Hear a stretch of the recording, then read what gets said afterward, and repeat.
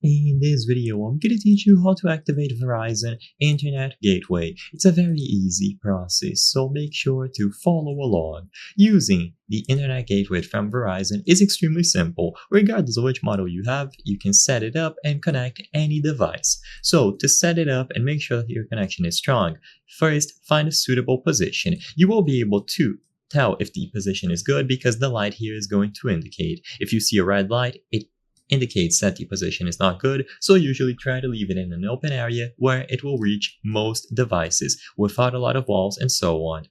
Once you believe you found a comfortable spot, plug it into an outlet. So this adapter will be included and you just plug it into any suitable power outlet.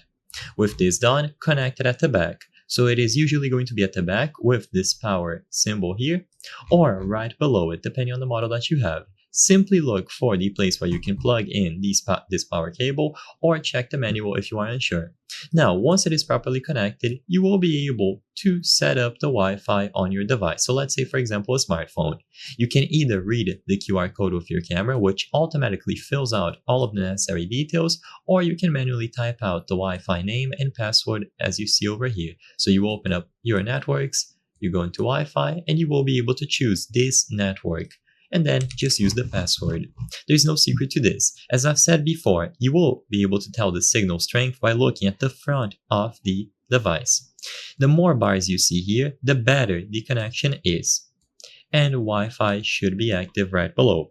Try to place it in reach of all of your devices and in locations where there aren't a lot of walls that can block the connection of going through. And you can use your camera or manually type out all of the details. You can connect devices using these ports and everything will be set up for you. I hope I was able to help you on how to activate Verizon Internet Gateway. If this video helped you, please be sure to leave a like and subscribe for more very easy tips. Thank you for watching.